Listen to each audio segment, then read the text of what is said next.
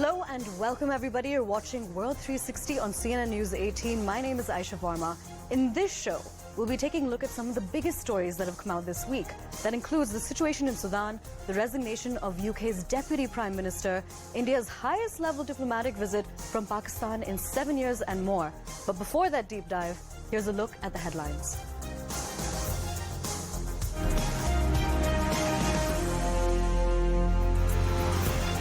The uprising in Sudan reportedly pauses for Eid. Over 3,000 Indians are stranded in Sudan, and India's Prime Minister holds a high-level meeting on the situation. Evidence emerges of Russia's Wagner arming militia leaders battling Sudan's army. Apple celebrates 25 years of business with India by opening its first 2 stores in Delhi and Mumbai. China takes a veiled jab at India. Amid accusations of bullying, UK's Deputy Prime Minister Dominic Raab resigns. Another major jolt for Sunak, who faces an ethics probe. Pakistan's Foreign Minister Bilawal Bhutto will be attending the SCO meet in Goa. It's Pakistan's highest-level diplomatic visit to India in the last 7 years. Residents of Sudan's capital say that parts of Khartoum feel like a ghost town, in stark contrast to the joyful mood usually seen during the Muslim holiday of Eid al-Fitr. Now, witnesses say that bombing, shelling and gunfire were heard, which implies that a 3-day truce called by the United Nations, United States and others have failed.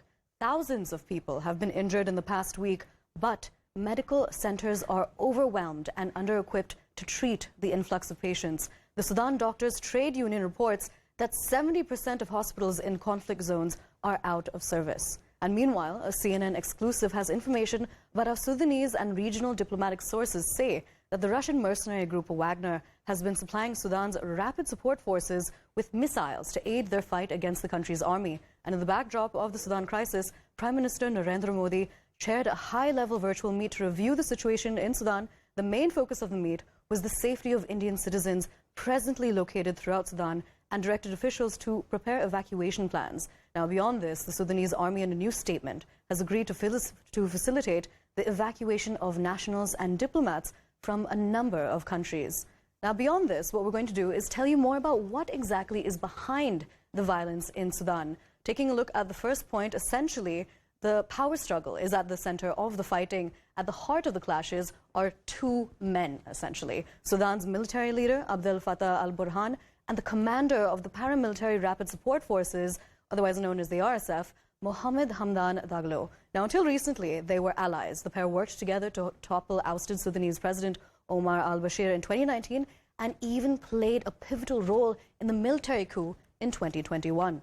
Beyond this, however, tensions arose during negotiations to integrate the RSF into the country's military as part of plans to restore civilian rule.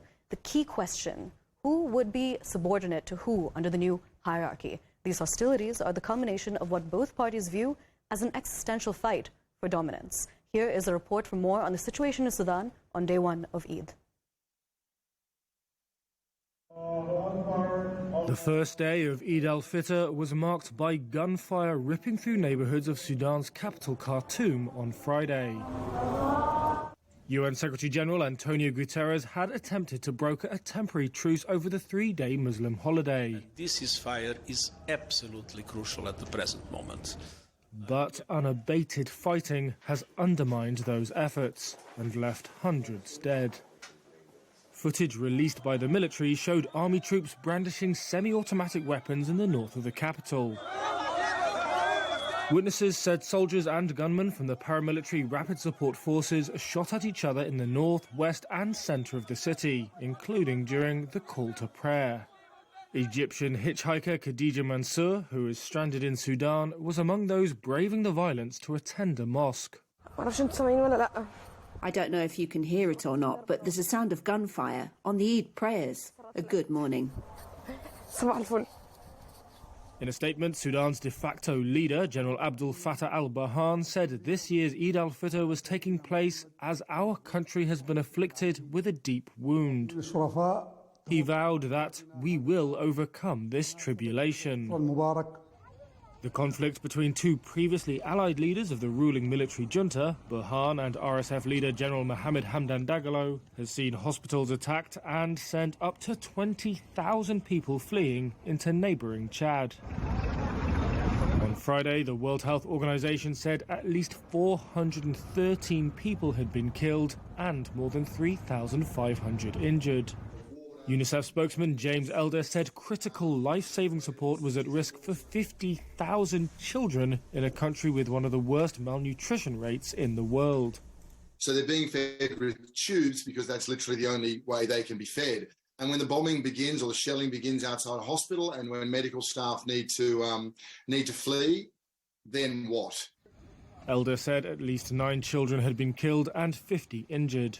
He added that large numbers of people are trapped without access to electricity and terrified as food, water and medicine supplies run low. For years, Apple CEO Tim Cook has been bullish in India, and now he's betting big on the South Asian giant as Apple shifts its focus away from China and expands its footprint in India. The iPhone maker has launched its first ever retail stores in India this week, but still has a strong presence in China due to its supply chain partners.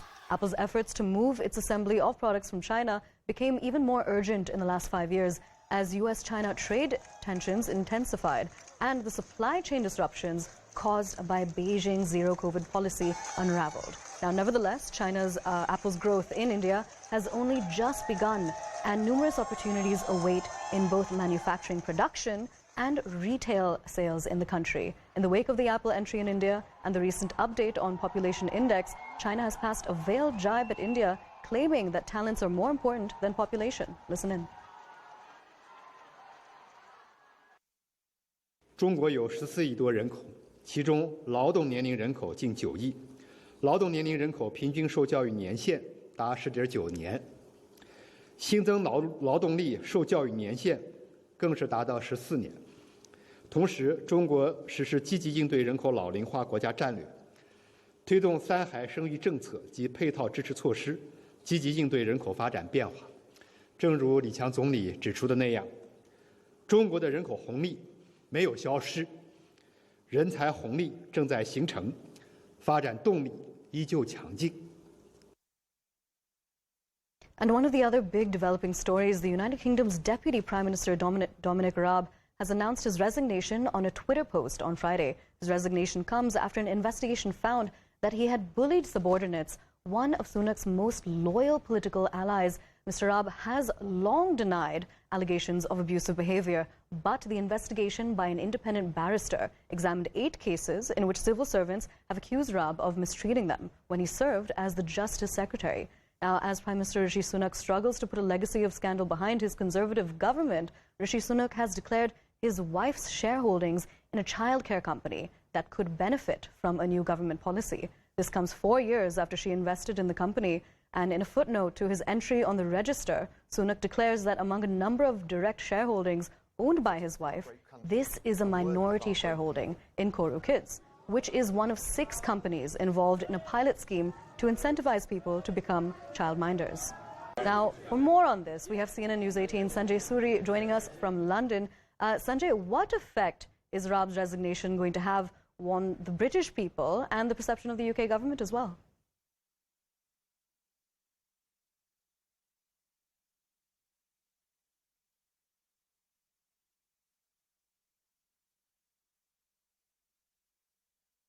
All right, there seems to be a bit of an issue. Now, we are going to essentially try to reestablish that connection, but Sanjay, if you can still hear me, how detrimental could the ethics probe prove to be for Sunak's leadership? And yes, now Sunak himself faces questions about possible conflict of interest and the related issue of making proper declarations. His wife Akshata Murthy has shares in the firm Koru Kids that stands to gain from a government pilot project on childminders.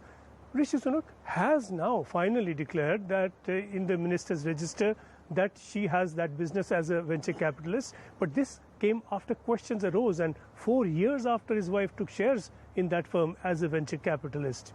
But Sunak failed to declare this also when questioned as recently as last month in a parliamentary committee, and the court clearly is that all relevant information should be disclosed at such a hearing. An inquiry is now underway whether he failed to make a proper declaration earlier and again before this committee. The allegation is not serious in itself, but even if he is found to have done something less than absolutely proper, any such finding would be damaging. And no one is forgetting, of course, the fines he had to pay over Partygate earlier, and then again for not wearing a seatbelt. If he were to be faulted again, even if over a minor matter, it will do his image no good at all.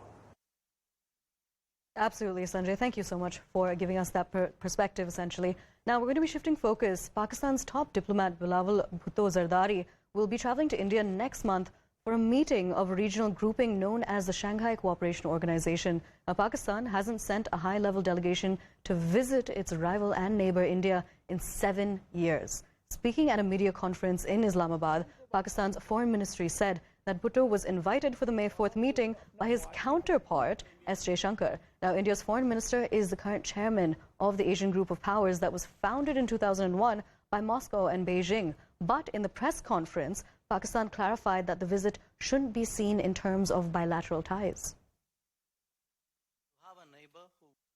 Foreign Minister Bilawal Bhutto Zardari will be leading the Pakistan delegation to the Shanghai Cooperation Council of Foreign Ministers being held on 4th or 5th of May in Goa, India. The Foreign Minister is attending the SCO-CFM meeting at the invitation of the current chair of SCO-CFM, Dr. S.J. Shankar, Minister for External Affairs of the Republic of India. Our participation in the meeting reflects Pakistan's commitment to the SCO Charter and processes, and the importance that Pakistan accords to the region in its foreign policy priorities. Strategic affairs expert Dr. Monica Verma joins us for an analysis on Bhutto's visit. Monica, my first question is, will India engage with the foreign minister on any substantive dialogue, or will this be just a formal for-the-camera handshake? For example, is it likely that we could see India formally ask for protection of Hindu minorities who are threatened in the region, or even the return of Indian prisoners? I don't think that happening at all. See, it's ultimately a regional organization meeting for an agenda that pretty much, is going to be dominated by the regional questions. Ultimately, SCO is a grouping of the Central Asian countries plus Russia, China, and India, Pakistan, so on. So I don't think we would get time to talk about these things at all. I don't know if there is some sort of an informal arrangement, or even if there is a meeting planned between the Indian Foreign Minister Dr. S.J. Shankar and Bhutto at all. So, that will be, again, a lot of crystal ball gazing for me. But as far as the treatment of minorities is concerned, I do not think that, we should leave any opportunity by India to highlight that at any forum which is provided to us, whether it's in a bilateral setup, or is it at a regional level, or is it at a global level, at a multilateral table at all. The reason is that, we have been witnessing constant pressure on India when it comes to the treatment of minorities, when most of it is propaganda. Most of it is something which is figment of people's imagination. On ground, we see how India has, proven to be a very successful model of a liberal democracy. On the other hand, in Pakistan, every single day, so if you're active on Twitter and you just scroll down certain accounts, people who are from the Sindh region, people who are from Pakistan, and especially, some women journalists, every single day they are highlighting the plight of some or the other Hindu woman. Absolutely. Now, beyond this, how do you think this visit bodes for diplomatic ties between the two nations? India is in a position where we are able to quote, countries that disparate as Russia to United States, as China to Pakistan. We are part of multiple groupings, and now these things are going to be a very common thing in India, that the same year that we are hosting G20, we'll also be hosting the Shanghai Cooperation Organization meetings. So, these all are a part of normal diplomatic processes. These all are, usual diplomatic business. Nothing should be read much into it. Bhutto has consented to come to India, and he is coming to India, as we can see. it's a good thing for him that he's getting a chance to come to India and witness how two countries that were divided in 1947 are now standing poles apart. On one hand, there is the rising India story. On one hand, there is India's economy. On one hand, there is stability in India. There is peace in India. There is prosperity in India. On the other hand, his country is, facing one of the worst economic crises. His country has become an IMF addict. So while he is in India, he's welcome to absorb how things have changed. While he's in India, he's more than welcome to see how, India has progressed. And we are no more shackled by the regional questions. And when we are not even shackled by the regional question, Pakistan today is a very, very small player in front of what India is trying to achieve globally. So if there is any, doubt there that people have that why don't we have good relations with Pakistan, much of it needs to be answered by Pakistan and not by India. All right, Dr. Monica Verma, thank you so much for joining us and for giving us that analysis on Bhutto's visit. Now we're going to be shifting focus. The United States Supreme Court has extended a temporary block on limits to access of a popular abortion pill across the country until next week. Now, after a Texas judge suspended approval of the abortion drug mifepristone, questioning its safety, parts of that decision were upheld on appeal, prompting the Biden administration to make an emergency request to the Supreme Court. It is the most significant case since the Supreme Court last year ended the nationwide right to abortion, overturning Roe v. Wade. The pill is used in more than half of abortions in the United States, and it was first approved by the Food and Drug Administration more than 2 decades ago. Now, access to the abortion pill mifepristone across the United States will hinge on what the Supreme Court decides to do.